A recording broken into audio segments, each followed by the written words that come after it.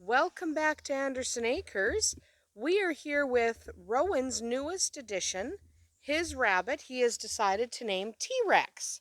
So you're going to wonder why she's in this little pen instead of roaming with the others. Okay, a couple of reasons for that. I'm just going to quickly explain, then we'll get to the heart of this video. She's in here because she's new and we want to keep her away from the other rabbits just in case she is carrying a disease or whatever. You should always make sure you quarantine for about 30 days. It's the best idea. You shouldn't immediately throw them in with your fluffle.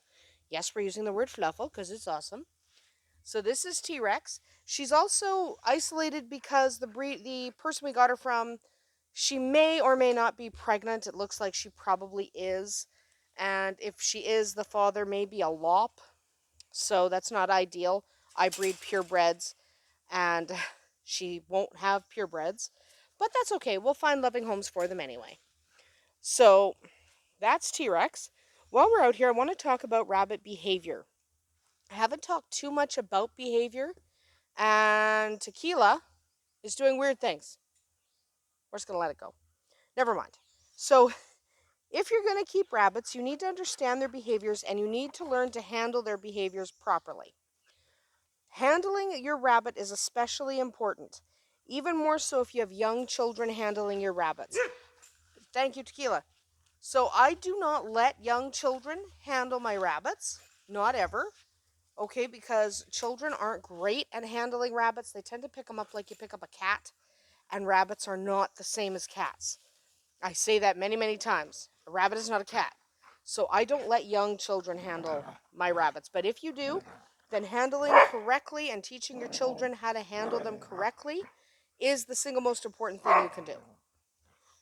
Handling rabbits correctly helps ensure both your safety and theirs. Okay, because a rabbit that is handled incorrectly can scratch or can bite. It also teaches the rabbit that they can trust you if you handle them properly. They learn that they are safe with you. Mishandling a rabbit is the fastest way to teach them that they are not safe around people, and that makes for a miserable rabbit. Hi, sweetie. You're a very nice girl. Look how pretty you are. She's a pretty bunny.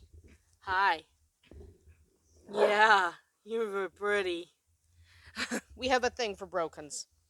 She's pretty and she's pleasant. So a miserable rabbit is difficult and even unsafe to deal with. If you want calm rabbits who feel secure and safe, you must handle them with both care and kindness.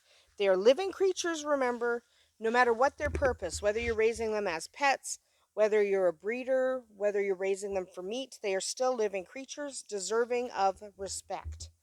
So respect them and their needs.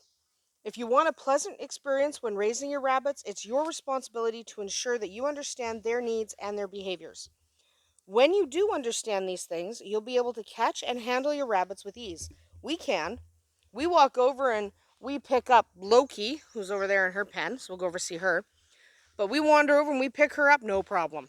No problem at all. Here's pretty Loki. Yeah, pretty Loki. If anyone wonders what happened to her babies, we sold them. Somebody asked, and I had forgotten to film them, but they hit 8 weeks and they sold like hotcakes. So somebody's going to ask me. That's what happened. Little tiny babies got sold. So the first thing to know about rabbits is that if you refuse to respect the animal and its behaviors, your experience will not be pleasant. Okay? Understand that rabbits are prey animals. Of course they are. Look at those legs. Look at those legs. Hi, Loki. You're a sweetheart, too. Oh, yeah, we love you. She's a nice rabbit. We have only nice rabbits. So, look at those back legs. Those back legs are designed to run. Of course they're a prey animal. Okay? They're at the very bottom of the food chain in nature. They just are. Okay? Very bottom of the food chain. That's where rabbits fall. This immediately... Thank you, whiskey and tequila. Thank you. Anyway, but being prey animals and being at the bottom of the food chain, well, that explains several of their behaviors, and it explains why rabbits produce so many little ones. They have so many babies. Rabbits are food in the wild, and they're food for basically everyone. They're food for your coyotes and your foxes and your wolves and your cougars and everything. Even the occasional raccoon will take a bunny. Let's go back over and see T-Rex. Mr. Otterton is doing weird stuff. We're going to go hang out with T-Rex.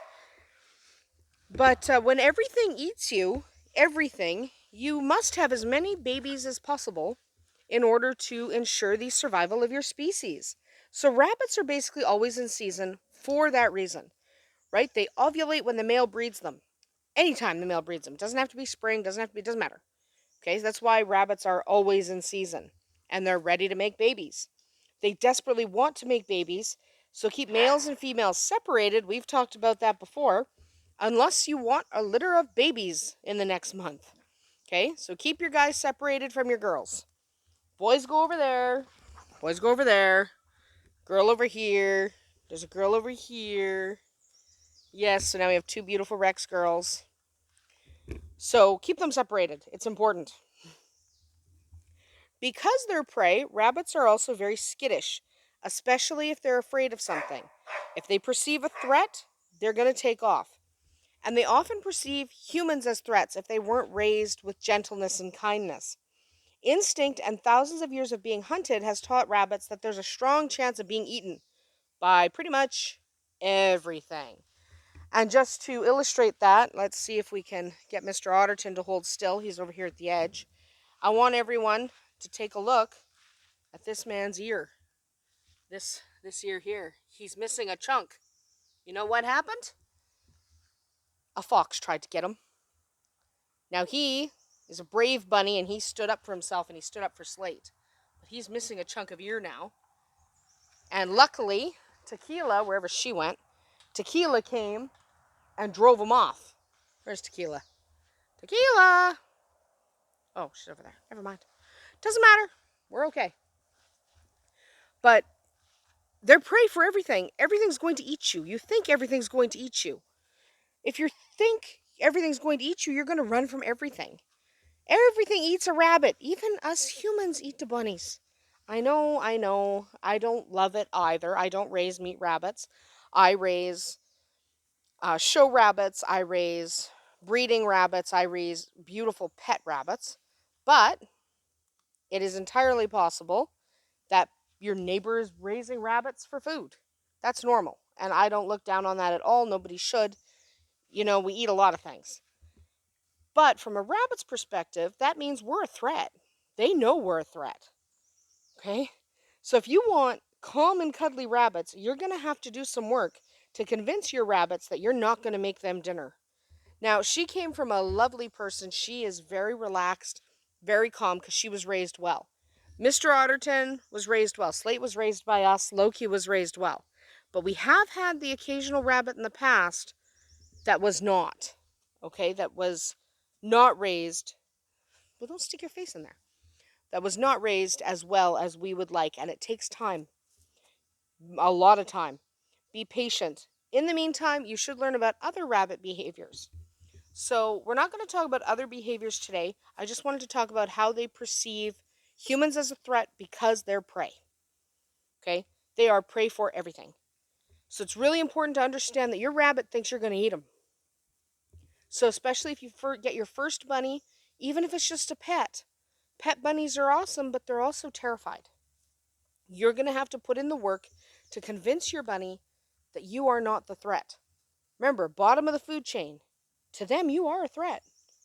It takes time, it takes patience, it takes effort to make sure your rabbits understand that you are not scared, that you are not to be feared. So she's pregnant. You can see, yeah, she's pregnant. That's actually a shame, but it's fine. It doesn't matter. So, dogs. Anyway, that's what I wanted to talk about today. I wanted to talk about how you are a threat to your rabbits even if you don't think you are.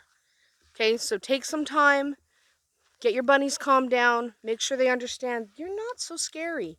Also, dog zoomies. All right, with dog zoomies, that's about the end for today. And next time when we talk about rabbits, we are going to talk about their ability to run and how they escape from predators because that's a big part of their behavior. We'll see you tomorrow.